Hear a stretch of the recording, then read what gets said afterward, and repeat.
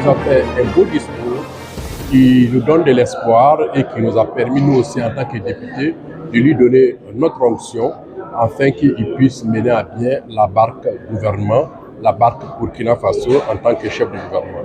Nous avons eu droit en tout cas à un bel exercice du chef de gouvernement et donc nous sommes satisfaits. Nous lui avons donné quitus pour qu'il puisse aller plus loin et faire ce que nous voulons de mieux, ce que nous voulons encore afin que les Burkinabés puissent connaître des lendemains qui changent.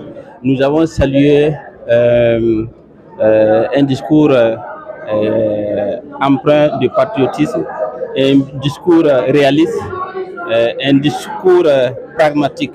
Il faut également noter que il y a eu des réponses satisfaisantes données à nos préoccupations qui étaient en rapport avec la situation de la reconquête du territoire national, la prise en charge des personnes déplacées internes. Il s'agit également des questions liées à la jeunesse, à la formation professionnelle. Globalement, nous avons eu droit à un discours de haut niveau et nous avons bon espoir qu'avec l'engagement et avec bien sûr la détermination de son Excellence et l'ensemble de son gouvernement, on pourra amorcer en tout cas 2025 sur de meilleurs auspices avec un Burkina Faso retrouvé en tout cas dans sa plénitude de son territoire, la paix de trouver les personnes déplacées internes en tout cas pour retourner chez eux. Donc en grosso modo, disons que nous sommes très satisfaits. C'est que sa déclaration nous a pleinement satisfaits parce que aucun point n'a été occulté par son Excellence, Monsieur le Premier ministre. Il a parlé des différents piliers du plan d'action pour la stabilisation et le développement qui avait été adopté par la transition. Il est même allé au-delà de cela en inscrivant toujours certains points afin de parvenir au bonheur du peuple burkinabé. Donc, et si vous avez vu, sa déclaration a été votée à l'unanimité des 71 députés.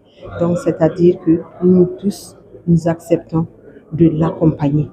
C'est en l'accompagnant pour qu'il puisse mettre en œuvre ce sur quoi il est intervenu depuis le matin, que nous pourrons remporter des victoires, que nous pourrons en tout cas gérer les défis comme il se doit au grand bonheur du peuple burkinabé.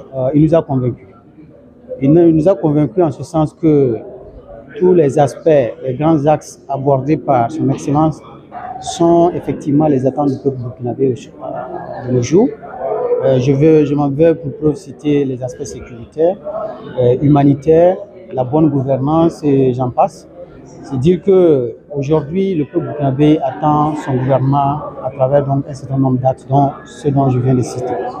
Donc, nous avons été convaincus parce que le contenu de la déclaration nous fait croire que justement, si dans le déroulé c'est mis en œuvre, on va sortir donc de cette situation que nous sommes et les conditions de vie des populations se trouveront améliorées.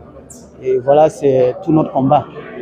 Du reste, ce plébiscite que vous avez vu, les choses ne s'arrêtent pas là.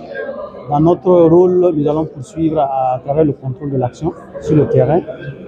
Mais en attendant, nous leur souhaitons plein succès dans le déroulé donc, de cette déclaration, du contenu de cette déclaration. Franchement, tout ce qu'il a dit, tout m'a séduit, puisqu'il a parlé de logement décent pour toute la population, de l'éducation et aussi d'aider les femmes et les jeunes à pouvoir être indépendants économiquement. Voilà, ce qui va permettre au pays d'aller de l'avant.